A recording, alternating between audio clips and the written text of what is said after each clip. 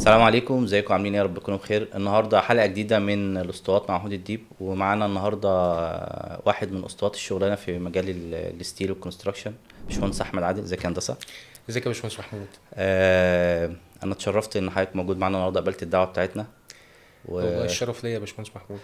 ويعني نبذه بسيطه بس عن باشمهندس احمد عادل. هو في المقام الاول هو اخونا الكبير او اخويا الكبير، وانا اتشرفت اعرفه بقالي فتره، يعني مش صغيره مش كبيره، بس خلال الفتره دي تعاوننا في حاجات كتير جدا مع بعض. هو مدير مشروعات في شركة غزال للستيل فابريكيشن، وهيستوري كبير في مجال الستيل. ان شاء الله هنتكلم عنه باستفاضة في الحلقة بتاعتنا النهاردة. ازيك يا هندسة؟ والله كله تمام الحمد لله. انت آه اخبارك ايه؟ الحمد لله كله بخير، شرفتنا ونورتنا. ربنا يخليك يا باشمهندس محمود. يمكن بنبدأ في أول حاجة في الحلقة بإن إحنا حابين الناس يعني بشكل مبسط كده تعرف الباشمهندس أحمد عادل، يعني كخبرة في المجال بقالها فترة. فلو حضرتك تعرفنا عن حضرتك يعني. طيب احنا الاول مبدئيا حابب اقول لك كل سنه وانت طيب. الله يخليك، وأنت احنا طيب. داخلين خلاص على مشارف رمضان. نخير. فباختصار شديد كده انا احمد عادل، خريج هندسه حلوان، دفعه 2004، قسم ميكانيكا انتاج. والرحله بتاعتي بدات بقى من بعد التخرج، في رحله الستيل من سنة 2005 لحد النهاردة الحمد لله رب العالمين. ما شاء الله. مغيرتش الكارير بتاعي. أيوه أنا عارف. بحب المجال بتاعي جدا جدا. يعني زي ما بقولك، حتى العراقيل اللي حصلت معايا في النص ان تخليني احيد عن المجال، لا، هو انا مكمل في المجال بتاعي زي ما انا، والحمد لله رب العالمين اشتغلت في شركات كبيره جدا سواء جوه مصر او بره مصر. التحديات اللي قابلتنا كانت كبيرة، ولكن الحمد لله رب العالمين الرحلة كانت موفقة. حاليا دلوقتي الحمد لله أنا مدير مشروعات جوه مصر وبره مصر، والحمد لله رب العالمين الأمور ماشية كويس. ويعني نتمنى بقى إن شاء الله النجاح والتوفيق للجيل الجديد بإذن الله إن في شاء الله. حياته العملية بإذن الله. إن شاء الله يا هندسة، وتكون إضافة قوية لكل المهندسين. ربنا أنا يخليك. عاوز أبدأ أول حاجة من رحلة الكلية، عشان دي هتسمع معانا قدام في حاجات كتير. حضرتك أصلا تخصصك ميكانيكا. مظبوط. آه، المفروض اي مهندس ميكانيكا بيبقى عنده فرايتي كتير ان هو يشتغل في مجال الميكانيكا، سواء فاير فايتنج، بلامينج، اتشفاك، كل الحاجات دي. مظبوط. حضرتك رحت المجال الستيل. انا عارف شويه اخواتنا المهندسين ميكانيكا بيبقوا معانا في الكونستراكشن في الستيل والكلام ده، بس تمام. ليه حضرتك دخلت في المجال اللي هو اصلا بتوع الانشائي اللي بيشتغلوا فيه بيبقوا هم ايه اصلا، ايه، فراوده؟ يعني ان الستيل مش زي الخرسانه، مظبوط. بيبقى محتاج حد اصلا دقيق جدا وعنده درايه بالستراكشر اناليسيس بتاع المنشأ. فايه اللي حضرتك تروح لمجال الستيل؟ هل السوق نفسه ساعتها، ولا حضرتك كنت حابب الموضوع، ولا ما لقيتش نفسك في مجال الميكانيكا قوي في البدايات يعني؟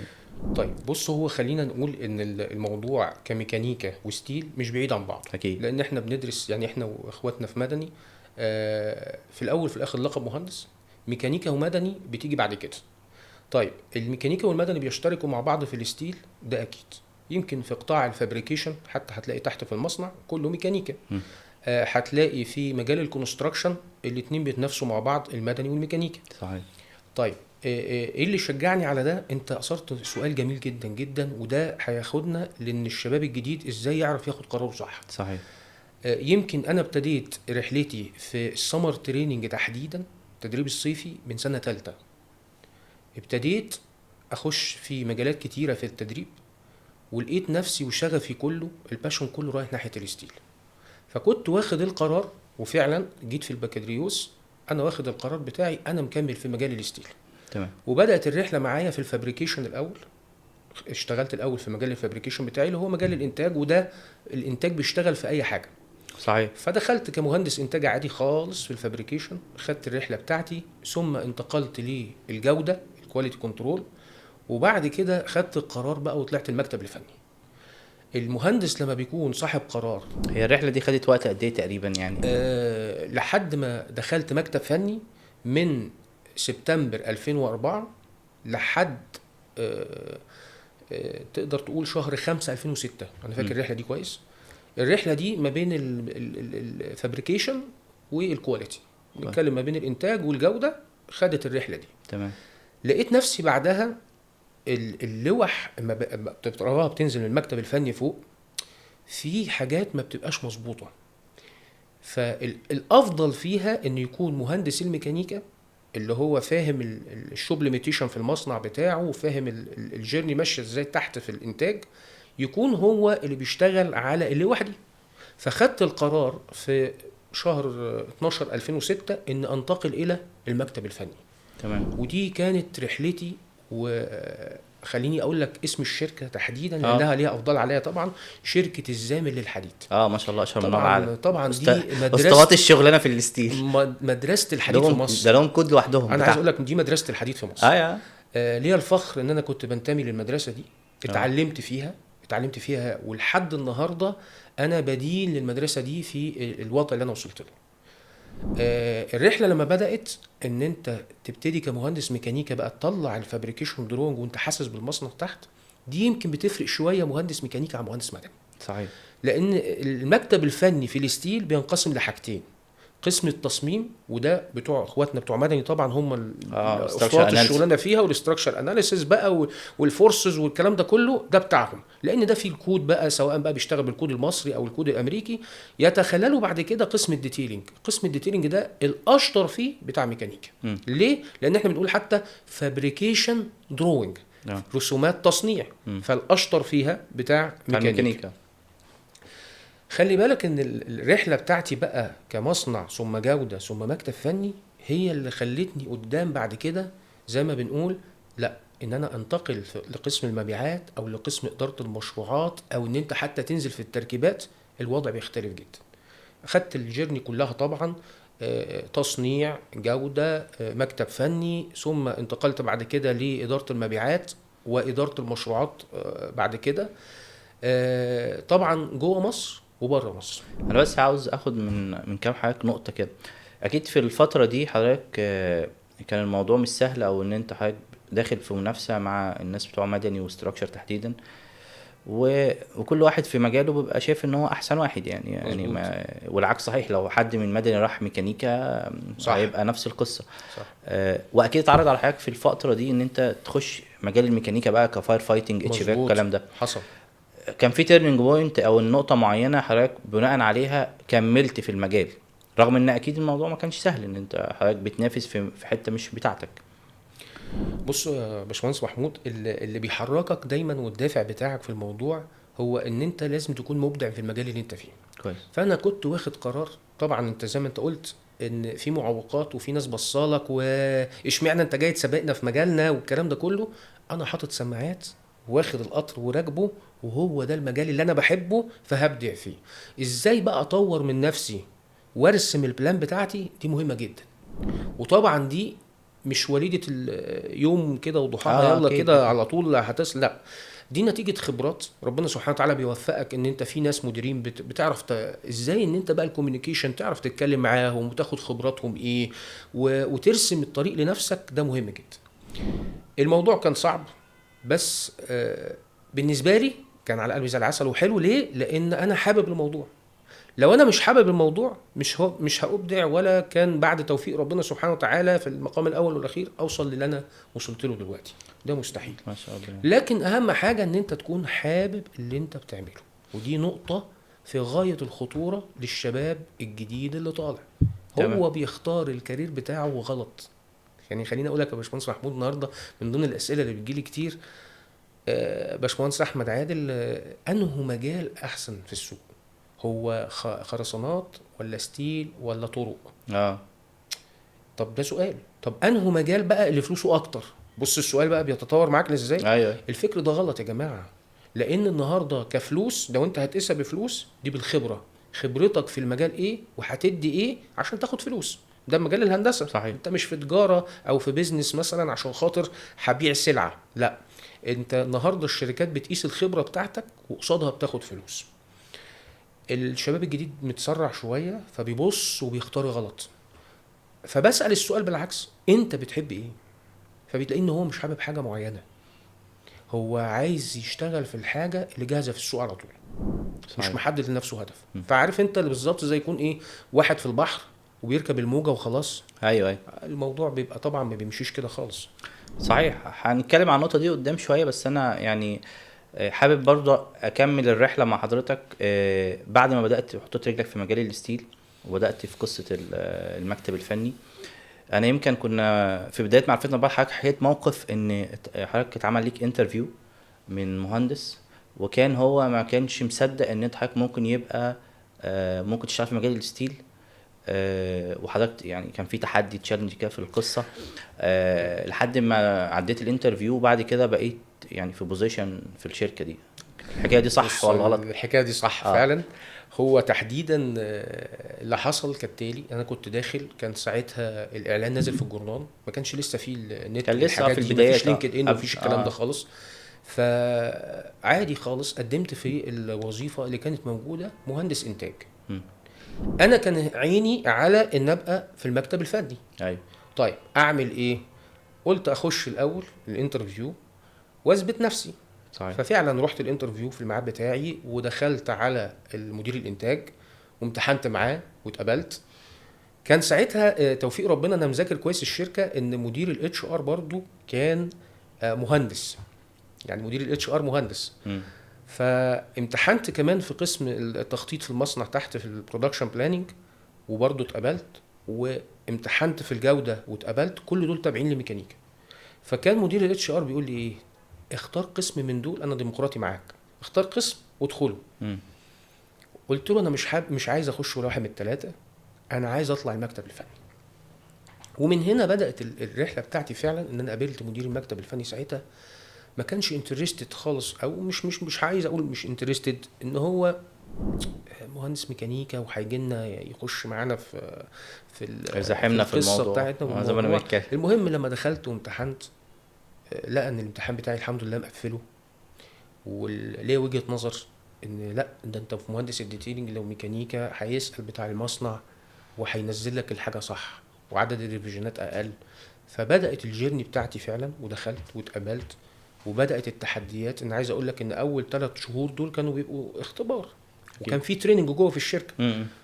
انا بعد اسبوعين او 3 اسابيع قلت لهم انا عايز مشروع اشتغل فيه.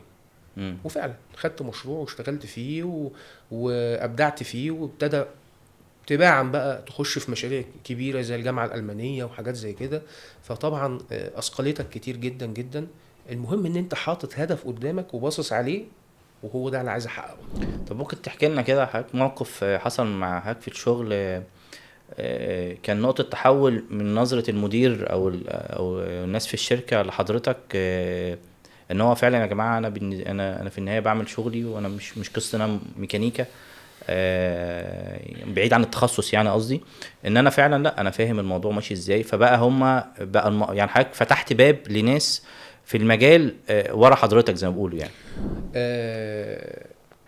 في شركه من الشركات لما دخلتها اشتغلت في المكتب الفني، الكل باصص عليك. زي ما قلت لك انا طبيعتي ان انا لا ماليش دعوه بحد. طبيعي ان في مؤثرات وفي تنافس وفي كل حاجه.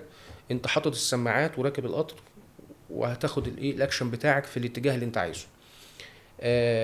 لما جالي مشروع واشتغلت فيه ونزلته تحت، ابتدى المديرين اللي فوق يبصوا يلاقوا الله، طب ده فعلا مهندسين ميكانيكا هنا في الحته دي مميزين. فابتديت ان انت تفتح افق بتوع الاتش ار حتى والكلام ده، انه واي نوت ان في الحته دي اطلب ميكانيكا. ايوه ما انا انت فتحت باب الحمد بقى. لله. انا عايز اقول لك النهارده في الاعلانات بينزل ميكانيكا وسيفل. أيوة. يعني انت فتحت الباب اللي وراك بعد كده، ان لا والله ان الشغلانه دي بيطلب فيها الميكانيكا وبيطلب فيها المدني. صحيح. فدي كانت بالنسبه لي حاجه جميله جدا جدا، انه لا ابتدى الفكر يتغير. طيب هو انت النهارده مش قصه بقى مكتب فني وبس، لا ده انت النهارده دخلت على صعيد حتى اداره المشروع نفسه. لازم يكون عندك الفكر بتاعك.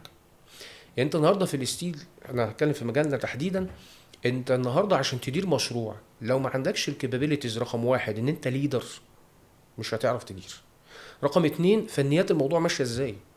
يعني تخيل انت النهارده مدير مشروع قاعد على راس الترابيزه، هو مش فاهم النهارده المصنع هيطلع ايه وفين وامتى، والنهارده الجوده هتستلم منه ازاي، طب الحاجه هتتنقل في الموقع رايحه فين، طب هترتب ازاي مع بتاع الكونستراكشن. لو انت مش فاهم السايكل دي كلها على بعض هيحصل لك مشكله، يعني تحديدا هيحصل لك مشكله في الحته دي. فده بيأهلك ان انت ترتب كمهندس، رتب افكارك صح.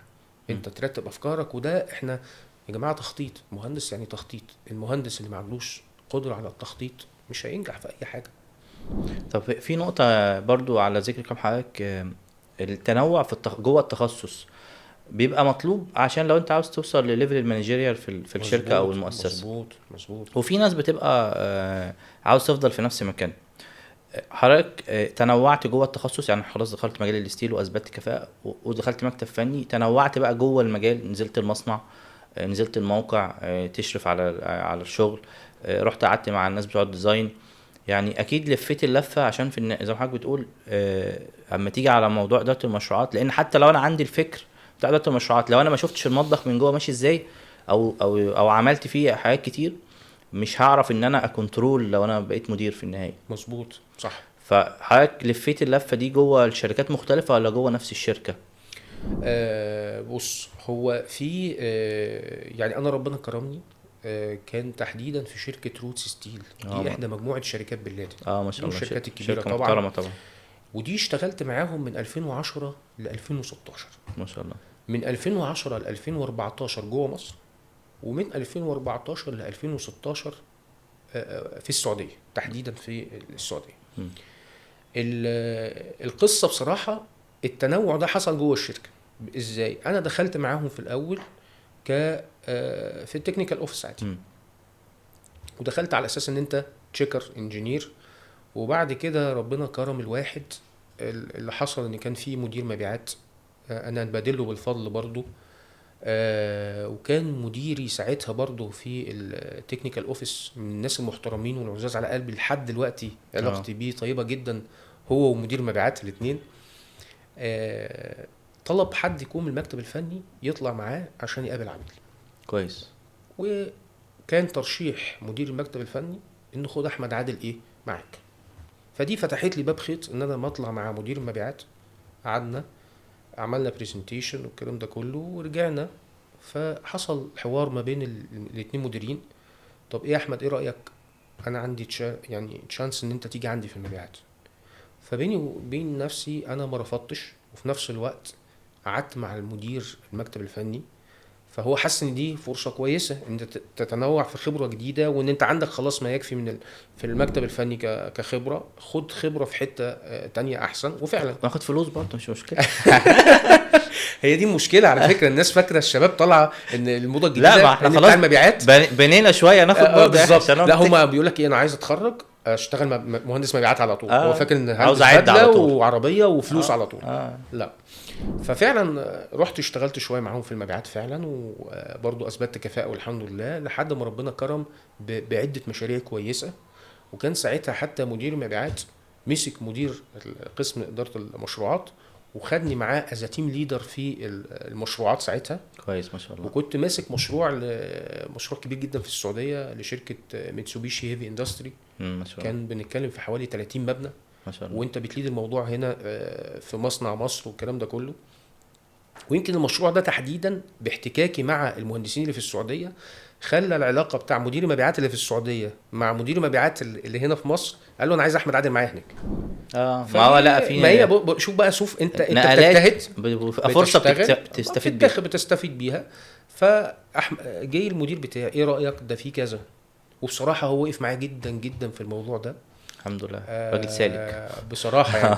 بس في حاجات تانية ما بيحصلش جاب لي عقد كويس جدا جدا، وفضل وراهم. يعني مش عايز اقول لك مش مع اول عقد قال لهم لا الرقم ده يتغير، انا لازم اديله كذا وكذا وكذا، لحد ما ربنا كرم وفعلا رحت السعوديه معاهم هناك. ودي كانت برضو محطه حلوه جدا، ان انت بتتعامل بقى في الحاجتين كمبيعات تكنيكال سيلز، زائد ماسك كمان الايه الحته بتاعه المشروعات كويس. وفي نفس الوقت بتفلتر المشروعات اللي داخله لمصر. يعني انت البوابه بتاعه الحاجات اللي هتخش عشان تصنع في مصر. طبعا انا عاوزين نوضح بس حاجه للناس، ان يعني مصر في الشركه الكبيره دي او المصنع هي الباك اوفيس كتصنيع للمشاريع بتاعه الخليج من ضمنها السعوديه. بالظبط بالظبط، لان كان التكنيكال اوفيس بتاعنا هنا في مصر. المصنع كان موجود في مصر. بالزبط. الاداره بالشيزنج وكل ده موجود في مصر. الشركه هناك هيد اوفيس طبعا في السعوديه موجود طبعا بكل اقسامه وكل حاجه، لكن كان المصنع بتاع السعوديه لسه كان تحت الانشاء. تمام. فحضرتك بقى عملت الشيفت للمبيعات هناك وبدات في منطقه جديده في السعوديه طبعا بالظبط بدات كده. بقى ان انت تحط القواعد بتاعه بالظبط التيم اللي بتاع انا حضرتك. اتعلمتها من المدير بتاعي في مصر. مم. انت ابتديت تحط بقى التراك، هتشتغل ازاي، انت رايح على هناك ثقافه مختلفه خالص. يعني انت ما هتبيع في مصر غير ما تبيع في السعوديه. صحيح. الثقافه هنا غير الثقافه هنا، فما ينفعش تقول والله ان انا استخدمته في مصر هو اللي هستخدمه هناك في السعوديه. لا، انت لازم تقعد وتدرس المواضيع وتشوف نوعيه العملاء اللي انت بتتعامل معاهم شكلها عامل ازاي، لان الاستشاري هناك عقليته والمنتاليتي بتاعته غير المنتاليتي بتاعته في مصر. البيئه الجغرافيه مختلفه مظبوط. فانت هو... الطبيعي جدا ان انت حتى الكوميونيكيشن بتاعك بيتغير. مم. فلازم يبقى عندك فليكسبيليتي وتقبل لان انت ازاي هتعرف تغير الوضع بتاعك من الحته دي للحته دي، تعمل سويتش ازاي. صحيح. فدي فتره بتبقى فتره انتقاليه كده شويه لحد ما تظبط الاداء فيها، وبعد كده بتبتدي تشتغل على نفسك فيها. كويس. وطبعا الرحله دي في الخليج يعني اضافت لي لحضرتك لما عملت كومباك تاني في القاهره هنا. طبعا. ويمكن في موقف حضرتك برضو كنت في احد المحاضرات اللي انا كنت شرفت ان انا حضرتها، حكيت موقف ان كان في مشكله في الموقع وكانت كبيره، وطلبوا حد ينزل الموقع يشوف ايه المشكله، وحضرتك من اول ما دخلت الموقع عرفت المشكله كانت فين وحللتها. في يعني زي ما بيقولوا في 3 كلام، يعني زي ما بيقولوا بلغه الشغل في الموقع. بص، وهم كانوا متفاجئين يعني. هي قصه كلها في ايه؟ انت النهارده لو انت مدير مشروع ومش فاهم المطبخ زي ما انت قلت ماشي ازاي، مش هتعرف تطلع المشاكل. لان وظيفه مدير المشروع هو حلال المشاكل. صحيح. هو ده مدير مشروع، حلال المشاكل. فانت لو ما عندكش الحلول خلاص. هو اللي حصل ان كان في الموقع مشكله في التركيب اثناء التركيب، وجم كان ساعتها انا فاكر كويس قوي ان الكونستراكشن قال لك دي مشكله المصنع. هو رماها على المصنع. هو بالنسبه له ان هو جه يركب ما ركبتش خلاص ده مصنع. هي الشركات الكبيره كل واحد كل بيقعد يرمي على كل قسم، وكل واحد بقى يشوط الكره في ملعب التاني. هو قطاع الكونستراكشن لان هو اشتغل طول عمره كونستراكشن، ما اشتغلش تكنيكال، فمش شايف المطبخ برده من جوه ماشي ازاي. صحيح. المهم انا لما رحت قلت له انت جبت منين معلومه ان هو ده من الفابريكيشن او من التصنيع؟ طب ليه ما قلتش مثلا ان هو من النقل؟ طب ليه ما قلتش والله انه انجينيرنج؟ ما هو خلي بالك، ما هو وارد جدا ان المصنع صنع اللوحه اللي نزلت له، هو ما يعرفش اللوحه اللي نزلت دي صح ولا غلط. صحيح. ما هي السايكل ماشيه بقى بالظبط. فانا ابتديت اخد السايكل من اولها. اللي هو ايه؟ امسك اللوحه بتاعه التركيبات واشوف موقع العمود اللي هو كان فيه المشكله ده فين، والبارت مارك بتاعه ايه، وابتدي اطلع لوحه التصنيع الخاصه بيه. طب ابص في لوحه التصنيع اللي هي نازله للمصنع، خلاص اوكي العمود ده فعلا ما كانش فيه مشكله في لوحه التصنيع، يبقى كده اصبح الانجينيرنج بريء من دمه. بالظبط كده ما عندوش مشكله. عمل تتبع للمصادر الجريمه. فهو قاعد جنبي يقول لي لا ده كده المصنع. قلت له طب مين قال لك ان ده المصنع؟ برضو اطلب بقى من مدير الجوده في اللحامات عندنا في العمدان وفي الستيل تحديدا لازم في حاجات خاصه باختبارات اللحام. صحيح. فطلبت منه اختبارات اللحام اللي تمت في المشروع ده، فبصيت على العمود ده وبصيت على الاختبارات، لقيت الجزء اللي المفروض يتلحم موجود، يبقى برضو مش مشكله تصنيع. ودي برضو عشان حضرتك كنت اشتغلت في الاول جوده في الجوده، فانت فاهم الريبورتات اللي هتطلب ايه. بص السايكل ده ماشي ازاي، ما انا بقى قاصد اسال كلها ماشيه بتسلم بعضها. فقال لي الله امال مشكله ايه؟ شحن. قلت له يعني بالعقل يعني عمود زي ده، هل براكت زي ده مثلا هيتقطم في الشحن؟ مستحيل. ولو اتقطم انا لازم اشوف في الموقع علامه اللحام موجوده على العمود. لكن العمود محطوط ما فيش فيه علامات لحام، لا في مشكله في العمود ده. ابتديت انزل، حسيت ان ساعتها في الموقع في مشكله نفسه. انت كان مقاول التركيبات هو سب كونتراكتور من الباطن للشركه. فطبيعي جدا ان اللي حصل ايه؟ ان الباشا خد العمود ده ركبه في حته تانية، ولما ركب المبنى حس بقى بالمشكله، راح قطع البراكت ده في المكان اللي فيه وداهم مكانه، وراح رميها المشكله على ايه؟ على الشركه اللي صنعت. صحيح. فانت طبعا وانت بتلف بقى مع اللفه بتاعتك في السايت، مسكت العمود ده وكده ونقلت الصوره طبعا، شفت التسهيل اللي ده وخلاص كده شكرا اتفضل حضرتك دي المشكله. طب انا عايز حل. لا مش هحللك، بما انك كسب كونتراكتور ما كنتش صادق من الاول، حل مشكلتك بنفسك. نزل بقى العمود، تروح تعمل له ريفابريكيشن، تصنع بقى القطعه اللي بوظتها، ده مشكلتك. فانت هنا الشطاره كمدير مشروع، انت تبقى عارف السيكونس اللي هتتبع بيه حل المشكله ماشي ازاي. صحيح. ده حاجه تحترم. مش هتقول طبعا، لنا بقى وده على بيبقى تقدير على من الجائزه الشركه اللي على فكره. خدتها؟ خد بالك ده تقدير من الشركه اي برضو على طول، اوريدي انت حليت له مشكله اي بفلوس ضخمه ده حقيقي. وسمعه، فانت بالتالي قصادها الناحيه التانية ايه؟ بتاخد حوافز وبتاخد ترقيات. الكلام ده موجود، موجود يا جماعه. بس هو الشطاره ان انت تبقى مهندس تبقى جاهز مميز، للموضوع. جاهز بالموضوع وجاهز بالحلول، فبتاثر الامباكت ده فوق بيشوفه، طبيعي انه هياخدك يحطك في الكادر بتاعك. ده صحيح طبيعي جدا. صحيح. خلينا نخش في تراك تاني، يمكن حضرتك من المميزين بيه في المجال. اكيد بعد الرحله دي حضرتك بدات تخش في قصه تريننج شويه، او نعم. تنقل التجربه او الخبره دي للجيل بقى، للناس. ايه الموقف اللي حضرتك حصل بدات تقول لا انا لازم ابدا في موضوع التريننج؟ وحضرتك دلوقتي ما شاء الله من القامات في مجال المنشآت المعدنيه والستيل، يعني على السوشيال ميديا وفي الايفنتات. فالرحله دي اعتقد ان انت حضرتك من ساعه التخرج للشغل مثلا قعدت مثلا ما يقلش عن 10 سنين شغال وبتتعلم، وبعد كده بدات ان انت عاوز تنقل التجربه دي لجيل تاني، صحيح؟ مظبوط. فامتى الوقت اللي حضرتك حسيت ان انا لازم انقل التجربه دي للناس او الجيل التاني من اخواتنا المهندسين اللي لسه متخرجين او اللي لسه في الكليه؟ بص هقول لك على حاجه، انا نزلت بالظبط من السعوديه في 2000 اخر 2016 كده. م. لما نزلت وابتديت في 2017 ابتدي اخش تاني بقى في نطاق السوق المصري، ابتديت اعمل انترفيوهات بقى للشباب الصغير. حسيت ان في شورتج كبيره قوي قوي في المجال بتاعنا. صحيح. طبعا احنا في مجال الستيل شويه سبيسيفيك. سبيسيفيك جدا. وخلي بالك احنا كمديرين واصحاب مع بعض كلهم بنقعد مع بعض في اخر اليوم الكلام ده كله. فكان اصل في مجال الستيل المصانع معروفه، ومكان مصنع في بالظبط مصر او بره مصر، بالظبط والكوميونتي محدود يعني. مظبوط مظبوط. يمكن خلي بالك في الفتره الاخيره ابتدت الدايره توسع شويه، ده بس برضو مش زي الخرسانات. الخرسانات نفس المجال احنا خلطه ونتوكل على الله، الموضوع سهل يعني. الموضوع اه بالظبط. فقعدنا في مره بنتكلم، والله يا جماعه لا ده العيال الجديده اللي طالعه كلها تعبانه، الجيل مفيش منه رجا. عاوزين بس نوضح للناس احنا مش قصدنا حاجه، لا احنا لا بنحاول احنا عشان بس الناس الصغيرين اللي اتفرجوا علينا احنا بنهاجم المهندسين، لا مش بنهاجم بالعكس حد. بالعكس احنا بالعكس. بنشوف الواقع وبنحاول نقدم حلول، مظبوط مظبوط. عشان بس ايه لا محدش هو المشكله مش في يرفع علينا الجيل، قضيه خلي ولا بالك. حاجه. لا المشكله مش في الجيل اللي طالع او الشباب اللي طالع. لا هي فالقصه انا قاعد معاهم قلت لهم طب انتوا انا بتكلم عن الناس الكبار، بقول لهم انتوا عملتوا ايه عشان تقولوا ان الناس الصغيره اللي طالعه دي مش فاهمه حاجه او كده؟ مفيش حد عمل حاجه. فحد من اصدقائي ربنا يكرمه يا رب رمالي كلمه كده، قال لي انت احسن واحد بتعمل برزنتيشنز، بتعرف تتكلم، بتعرف تقف على الستيج وتتكلم مع الناس، طب ما تبدا. خصوصا ان الساحه انا بتكلم بقى لما ابتديت اراقبها في 2017 كانت تحديداً، لسه فاضيه. كانت لسه فاضيه في المجال بتاع الستيل، وفي نفس الوقت ما كانش فيه لسه توجهات. ايوه يعني احنا بكلمك الكلام ده من 7-8 سنين. ايوه ما كانش فيه لسه اي توجهات في مجال الستيل. فابتديت ان انا فعلا انشأت صفحة، والحمد لله رب العالمين النهارده عليها عدد من المتابعين لا بأس به. ما شاء الله.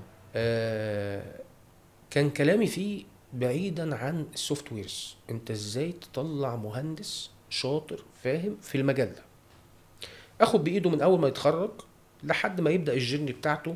وحتى بعد 3-4 سنين 5 سنين خبره ما عنديش مشكله خالص ان انت تيجي تسال اذ ربما الطريق اللي انت ماشي فيه مش صح، فنعيد ري اورينتيشن للموضوع بتاعك او للكارير باث بتاعك. الموضوع لما اشتغلت ابتديت فعلا نزلت بقى هندسه حلوان. نرجع بقى جامعة الاقربون اولى والمعروف. بالظبط كده. عملت فيها اول محاضره ليا كانت في 2017.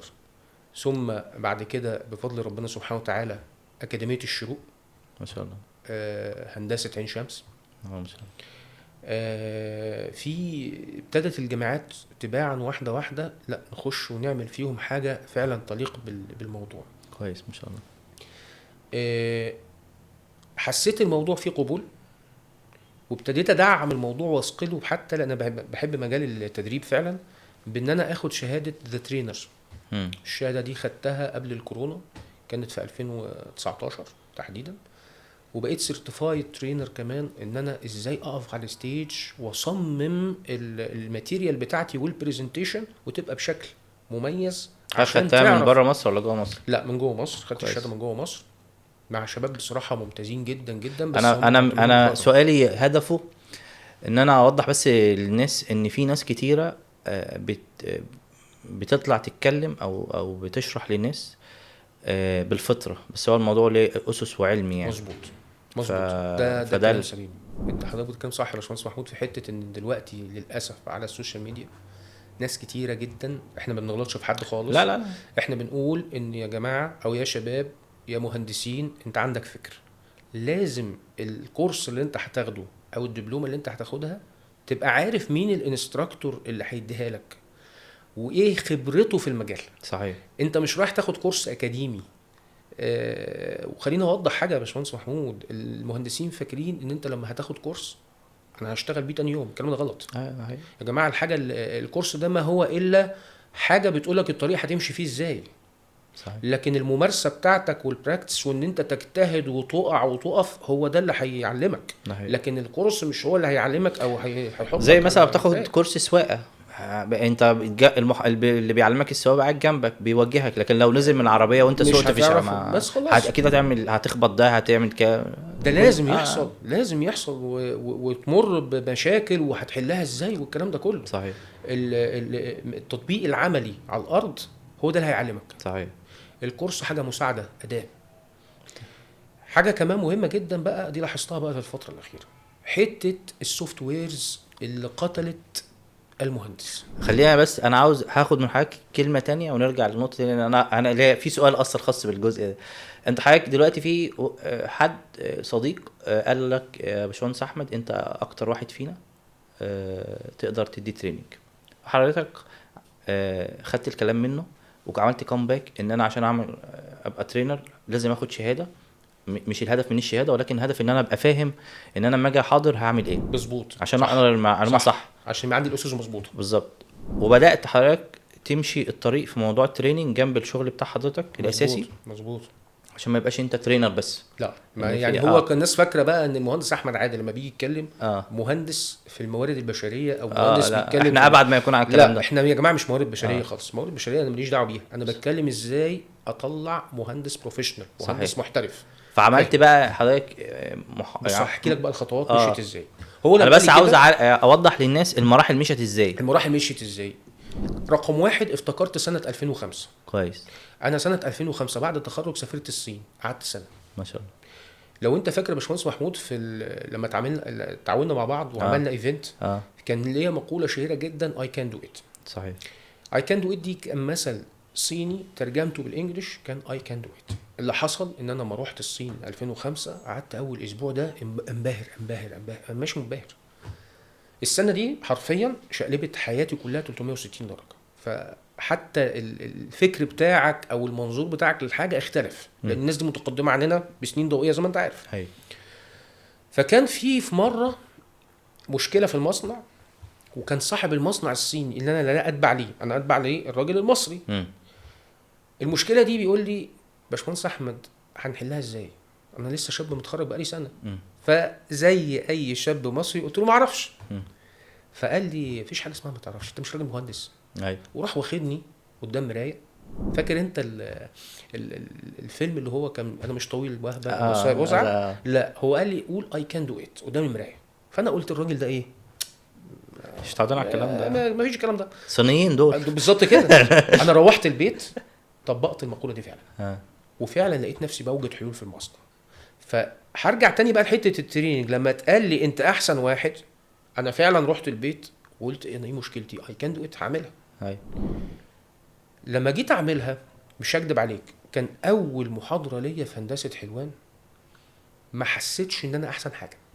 انا دايما بحب دايما لما اعمل الحاجه اخد النقد البناء وابتدي اشتغل عليه. طلعت من المحاضره بشويه ملحوظات، خدت الملاحظات دي في عين الاعتبار عندي وابتديت ابحث. لا هو مش اي حد طلع ان الموضوع مش اي حد يطلع على الستيج. صحيح. فابتديت ادور لحد ما لقيت الانتيتي اللي موجوده في مصر اسمها ذا ترينر، وابتديت ادخل معاهم لقيت الموضوع علم كبير. لا ده انت عشان تاخد الشهاده منهم، انا عايز اقول لك ان انا وقفت على الستيج كذا مره لحد ما توصل للامتحان الفاينل، بتقف قدام ناس كوتش كارير كوتشنج بقى وناس ترينر معتمدين عشان يعتمدك. الموضوع مش سهل خالص. لا الموضوع ان انت ازاي بتعمل ديزاين الماتيريال بتاعك، اللون بتاعها شكله بيأثر على العين ازاي، امتى تطفيها وامتى تشغلها عشان اللي قدامك ينتبه معاك. النهارده البرزنتيشن بتعتمد اكتر على الصور، لذلك اللي بيحضر معايا الايفنتات ويجي يقول لي الماتيريال، هو مش الماتيريال عباره عن صوره، ما الشرح تعتمد على السبيكر هيقول هو إيه. اصلا جاي هيحضر محاضره عاوز الماتيريال ويمشي بي دي اف، بالظبط كده، ابعت لي على الميل. ابعت لي على الميل. يا جماعه انا مش كاتب محاضره زي بتاعه الدكتور ومش كاتب لك فيها حاجه، انت لازم تحضر انا وتسمع. بنقل لك تجربه خبره بالظبط مشاكل كده. بالظبط كده. وحلناها ازاي. لما جيت اشتغلت على الموضوع، لا ابتدى واحده واحده بتطور معايا فعلا. ابتدت الماتيريال بتاعتي كانت بادئه بحاجه وصلت لحاجه تانية خالص. صحيح. ففعلا النهارده كل حاجه بقى فيها العلم والاسس بتاعتها لازم تتعلمها صح، حتى لو انت عندك المهاره. يعني انت عندك مهاره الالقاء وان انت تعرف تطلع قدام الكاميرا او تطلع قدام ده وتتكلم، بس هتوضب نفسك ازاي؟ تبقى جاهز للاسئله ازاي؟ حد رمى سؤال ازاي تريد الحلقه عشان تطلع مظبوط، او تريد المحاضره. ما هو دي برضو كلها حاجات بتعتمد على السكيلز بتاعت الانستراكتور شكلها عامل ازاي. لان صح. لو واحد من هنا قال حاجه وده قال حاجه وده خلاص خلاص باظت المحاضره، خلاص انت مش هتعرف فكان الموضوع بالنسبه لي لا، حسيت ان في باشون خدته واشتغلت عليه وطورت في الاداء بتاعي بشكل مختلف خالص، لحد ما بفضل ربنا سبحانه وتعالى ان انت توصل ان انت تخش جامعه عين شمس مرتين. الحمد لله رب العالمين، كانت حاجه جميله جدا. اكاديميه الشروق تم التكريم فيها اكتر من مره بفضل الله. ودي نقطه ان حضرتك بيحصل لك انفيتيشن اصلا من الناس اللي شافت ان حضرتك اضافه للناس الطلبه او الموجودين في الكليه، فبيعمل لك انفيتيشن تيجي تنقل التجربه دي. مش ان انا اكاديمي فكده كده الناس هتجبر ان هي تسمع لي. انا هو ده كانت نقطه، عشان دي بتبقى نقطه مهمه ان الكليات احنا مش بنبقى اكاديميين او بالظبط. لا لا لا لا لا انا اللي بيحضر المحاضره اللي وجود في المهندس احمد جاي فيها او اي شخص ذو خبره عمليه، هو هدفه انه يستفيد منه، فهو مش مجبر يحضرها. بس لما بتلاقي القاعه مليانه دي بتديك بقى انطباع لا انا فعلا لازم ادي للناس كل حاجه كويسه. يمكن في هندسه حلوان اول ما بدات كان العدد قليل، ما همنيش. عايز اقول لك ان بسبب المحاضره دي كان في طالب قاعد جوه يعرف حد في هندسه عين شمس، فالموضوع اتنقل لعين شمس. الورد اوف ماوث. لما اتنقل في عين شمس المحاضره كانت بادئه، انا عايز اقول لك العدد كان لا يعني 30 واحد. المحاضره قفلت ان الناس واقفه، مفيش مكان والناس واقفه. ليه؟ حد بيسمع حاجه بيطلع يجيب اصحابه ويخش، ويطلع يجيب اصحابه ويخش. الراجل ده بيقول حاجه مختلفه، تعال انا عايز اسمع بس اسمع بس. فكان في دكتور قاعد قال لي انا عايز افهم حاجه واحده. انا المحاضرات النظري الشباب بتخش عشان يمضي حضوره ويطلع من الايه، من الباب اللي ورا. ما ده انا قصدت اقول النقطه دي ان هو مش مجبر ان انا احضر اصلا. بالظبط. بس انا بحضر عشان انا عاوز استفيد. انا عايز اقول لك المحاضره قعدت معايا 4-5 ساعات، ما خدتش بريك. كنت عايز اشرب بق ميه ما عرفتش. انا جربت الموضوع ده في هندسه الزقازيق. ففوجئت بان الشباب انت طول ما انت دايس على البين اللي عنده، المشكله اللي عنده، هو قاعد بيسمعك. ايوه انت بتعالج عنده مشكله. صحيح. مش عمال بتقوله كلام نظري بتاع الجامعه. فبقول للدكتور حضرتك الكلام بتاعك موجود في الكتب وفي الملازم اللي هيشتريها من بره، اما الكلام بتاعي هو هيشتغل ازاي؟ هو ده اللي هو بيدور عليه. ايوه احنا بنكمل السايكل. حضرتك بتقضي دورك في الكليه كاسس علميه. احنا بنربط العملي بالنظري. بالظبط. فهو كل واحد في دوره يعني. بالظبط. وطبعا الموضوع لما بدا انا اخدته الاول مختصر على الستيل، وبعد كده بصيت لقيت ايه، حتى شوف سبحان الله ربنا، انت ما بتجتهد حد من جوه يقول لك انت ليه بتقول الكلام ده بتاع، ما توسع الدايره اكتر. فعملت بقى هاو تو بي انجينيرنج كارير بقى كارير من اول اعدادي لحد بكالوريوس بجميع اقسامه. ما هو ده كان السؤال اللي جاي، اللي هو اخترت التايتل بتاع اللي هو السلوجان بتاع حضرتك الاساسي دلوقتي في معظم الايفنتات، هاو تو بي بروفيشنال انجينير. ويمكن فكره ان انت تبقى بروفيشنال انجينير دي كلمه زي ما بيقولوا ايه مطاطيه شويه، يعني ممكن حد ياخدها ان هو بعد 2 بعد 3 بعد 10 سنين بعد 20 سنه. فليه حضرتك اخترت الاسم ده والهدف منه ان انت توصل رساله للناس في ايه؟ عشان اللي عايز يبقى مهندس بروفيشنال من دي 1 من هو في الكليه في اعدادي كويس، مش مجرد من التخرج. بالزبط. هي بتبقى كاريزمة مهندس. المهندس ده افكاره شكلها عامل ازاي، وبيفكر ازاي، وبيعرف يخطط للسنه الجايه بتاعته شكلها هتمشي ازاي، وتانية وتالتة وبكالوريوس ومشروع التخرج. لو هو عرف ينجح في ال5 سنين دول صح 100% الكارير باث بتاعه هيبقى في حته تانية خالص. كويس. لكن لو هو ماشي مع الموجه كده وخلاص، لا مش هيوصل لحاجه. كويس. ففي سؤال بساله دايما حتى للشباب اللي جوه في الكليه، يا اولاد او يا شباب، مين اللي هنا باباه قال له او اجبره انه يخش كليه هندسه. مم. فتبص تلاقي كام واحد كده رفع ايديه، اقول له لا ما تخافش، ارفع ايدك وقول. فبلاقي عدد كبير ان فعلا عشان هو جاب مجموعه بيخش، هو ما عندوش الحب للهندسه، بتكتشف ان هو عنده حب لمجالات تانية. انا برضو هنا بناشد حته في الاباء، لا انت ما تجبرش ابنك هو يخش ايه. افرض ان ابنك هيخش في كليه تانية مبدع فيها اكتر من هندسه، ما تسيبه في الحته دي، مم. هيبدع وتبقى حياته العمليه في حته تانية خالص. ايوه. مش لازم الاجبار يا جماعه عشان جاب 99% يخش طب او ما هو هندسه. شيفت كارير دلوقتي في المهندسين حدث ولا بقى حرج. بالظبط كده، ودي ظاهره زي ما حضرتك آه. شايف دلوقتي. طبعا للاسف الشديد حته السوشيال ميديا كلت عقل الناس، ده حقيقي. ويقول لك فود بلوجر ومش عارف بلوجر ايه وبتاع، ومهندسين كتير في الحته دي، وده مؤشر خطر.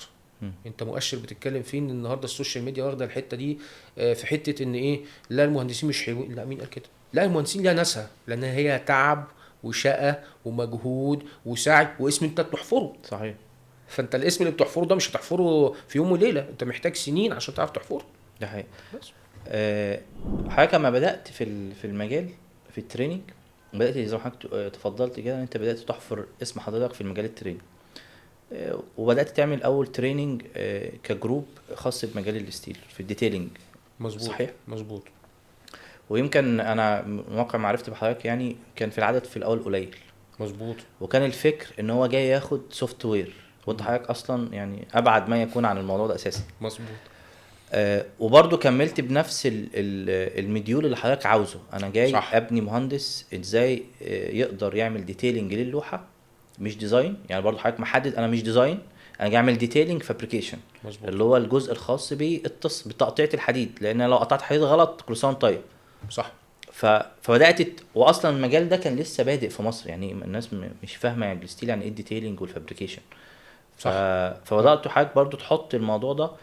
لحد دلوقتي ما شاء الله الناس اصلا بيتخرج من الكليه يقول لك انا مش هشتغل ديزاين ستيل، او على سبيل المثال انا هشتغل في ديتيلنج ستيل، وزيه حتى في الخرسانه شوب دروينج ديتيلنج والكلام، بس يعني ستيل ديتيلنج اكتر، والشوب دروينج بتبقى شويه للخرسانات يعني. مم.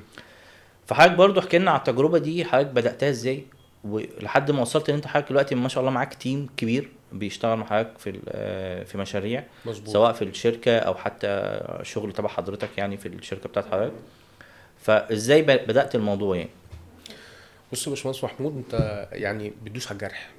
ما اقدرش والله. انا بحاول بس بتدوس على الجرح. انا بحاول انقل التجربه للناس. بص، هو انا اول ما بدات فعلا القصه، بدات الاول بالستيل ديتيلنج. وعايز اقول لك ان الموضوع بفضل ربنا النهارده اتطور، اللي بقى عندي 3 برامج اساسيه في مجال الستيل في التدريب. كويس ما شاء الله. اول برنامج اللي هو الستيل كارير نفسه. مم. هو انت بتاخد المهندس اللي بيتخرج وهيخش مجال الستيل، بعرفه يعني ايه مجال الستيل ده، صحيح. ايه الاقسام اللي فيها، والحلقه بتدور ازاي، والسايكل من اول الرو ماتيريال الماده الخام لحد ما يطلع فينيشد برودكت وهيروح يركب في السايت. فانت بتعرفه السايكل كلها ماشيه ازاي والاقسام عباره عن ايه. وابتديت كمان انفذ مع شركات، نعمل لهم يوم بنعمل فيه زياره، بحيث ان ندعم الموضوع كمان بحته ايه، انت خدت الستيل كارير، تعالى بقى شوف الكلام ده على ارض الواقع فين في المصانع. ده حقيقي. ويمكن الفتره الجايه ان شاء الله كمان هيبقى في تطورات في الموضوع ده كمان، ويبقى في شركات اكتر نعمل لهم زيارات اكتر باذن الله الحته دي تدعمها. بعد كده باخده بنقله السايكل بقى الستيل ديتيلنج سبيسيفيك في الحته دي. ليه؟ انت قلت نقطه حلوه قوي، انت تعرفني من الاول وانا مش راجل بتاع برامج او سوفت ويرز. صحيح. للاسف الشديد النهارده تلاقي الشاب بيتخرج هو جري يقول لك انا معايا دبلومه الديتيلنج الاي 1 في مصر. م. طب يا حبيبي ايه الديتيلنج اللي انت خدته؟ كورس تكلا. صحيح. طب هو مين قال لك يا حبيبي؟ انا بسالك عن الديتيلنج، مين قال ان الديتيلنج هو التكلا؟ دي مشكله ازليه عندي في المجال بتاعنا. قيس على كده بقى في باقي المجالات. طبعا هو بيتكلم كسوفت ويرز. صحيح. مين قال في الديزاين ان الديزاين هو الساب او الاستاد او الايديا ستاتيك؟ دي كلها برامج مساعده للمهندس. فكان هدفي في الحته دي بسبب ان انا كنت بقعد مع الشباب بقى انترفيوهات كتيره، تكلا تكلا تكلا تكلا. طب هو حضرتك النهارده رسام ولا درافت مان ولا يوزر برنامج ولا انت مهندس؟ فابتديت في الانترفيو احط، مش عايز اقول اسئله تعجيزيه، انت الشاب بيجي من دول، ده انا مقفل وزي الفل وانا 100 فل و14. طبعا اللي بيرسم نفسه قوي ده، لا طب تعالى بقى عشان اهدى على نفسك واحده واحده كده، خد دي وريها هتعملها في المصنع ازاي، طب طلع لي الاخطاء اللي فيها، وفجاه انه ما يعرفش. فابتديت من هنا الفكره تجيلي ان لا، انا لازم اعمل برنامج في الديتيلينج اوعي بيه الناس ازاي بنشتغل مانيوال وتصحيح للمفاهيم الصح. مش هشتغل سوفت وير، مش مجرد ان انت بتعمل 3 دي موديل وفرحان بالاحمر وبالبنفسجي والكبر ده ويبقى انت كده، لا. هو انت ازاي اساسا، انا ساعات كتير بيجي لي حاجات اقول له يا حبيبي دي فيها كلاش، هو مش تخيل، هو عايز يروح يفتح ال 3 دي عشان يشوف. ايوه هو مش لازم الموديل في دماغه اصلا، اللي تخيل ما بقاش موجود، ودي مشكله. طيب هو الديتيلينج ده زي ما حضرتك تفضلت هو مرحله ما بعد التصميم. بيعمل ايه؟ بيعمل رسومات عشان تنزل فين؟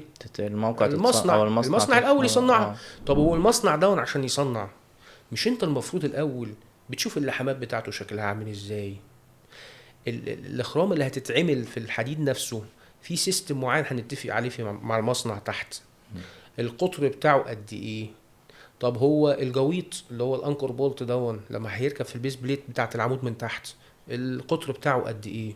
حاجات بقى انت بتبتدي تفتح بيها المدارك بتاعه الموضوع وبتبتدي تتكلم باسلوب مانيوال.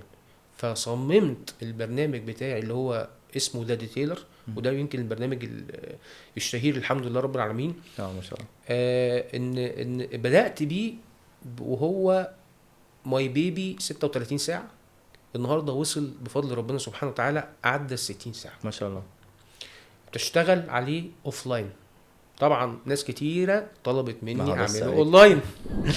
وبعد 2020 حضرتك برضه دخلت في تحدي جديد، دخلت في تحدي اللي هو انت برضه عاوز تدي اوف لاين. طب يا جماعه بقت كورونا وبقت الناس كلها فاير على الفيسبوك واونلاين واليوتيوب، يا باشمهندس طب ما نعمل حاجه على اليوتيوب، طب نعمل حاجه اونلاين. لا مش هعمل غيره اوف لاين. انت جربت معايا وانا قلت انا ما بشتغلش غير اوف لاين. حتى انت اقتنعت ساعتها والله. ايوه اقتنعت. هو قصه كلها انا النهارده عندي حاجات لازم الراجل المتدرب اللي قاعد قدامي في لوح وفي حاجات هيعملها بايده وحاجات مستحيل اوصل لك حاجات تكنيكال اونلاين. حاجه تانية انا شفت قدامي ناس اشتغلت الموضوع تكنيكال اونلاين فشلت في حته ايه، مش انه يوصل المعلومه بس، لا ده الريبيتيشن بتاعته سمعته هو اتضربت. ايوه ده المحاضر ده مش كويس. لا يا جماعه ما هو الاونلاين دون ينفع في حاجات وما ينفعش في حاجات. هو ده اللي بنتكلم فيه كمهندس، خطط انت بتعمل ايه. لذلك انا حافظت على حته، يمكن انت معايا في الموضوع ده. انا ما اشتغلتش في فتره الكورونا خالص اي تريننج الا الستيل كارير، لان الستيل كارير اقدر اديه اونلاين. لكن الموضوع بتاع الذا ديتيلر ده كان صعب عليا جدا ان انا احوله لاونلاين. وحاولت على فكره مرارا وتكرارا ان طلب مني ناس من بره مصر. ما ده يعني بيبقى ساعات الناس عاوزه تبقى شويه فلكسبيليتي. احنا بنبيع ونشتري اونلاين، الموضوع بقى سهل، طب ما نعمله اونلاين ونسجله. ويمكن انا يعني برضو على زي حضرتك كده موضوع التدريب او بتاع مش فوكس عليه 100% جنب الشغل. فبس اما بحتاج محاضره اوفلاين بندوس يعني، بس اونلاين بقى بتبقى محتاجه ان ايه، ان انت تحاول تنقل التجربه اللي انت فيس تو فيس مع الناس، اللي انت زوم ميتنج الواحد ممكن قاعد على السرير في كافيه بتاع، او ممكن جزء من انت في تركيزه مش معاك خالص، فهو ممكن يطلع لو مش مركز ممكن يطلع يقول لك انا ما استفدتش حاجه. مظبوط، وده اللي بيحصل على فكره في اي تكنيكال. وفي نفس الوقت بيبقى هو هدفه الاساسي انه يحضر المحاضره متسجله عشان ياخدها الماتيريال. يا باشمهندس يا جماعه انا عايز الماتيريال ويحطها عنده وفي الاخر يقول لك ما استفدتش بالكورس. بالظبط. فانا رافض الموضوع ده.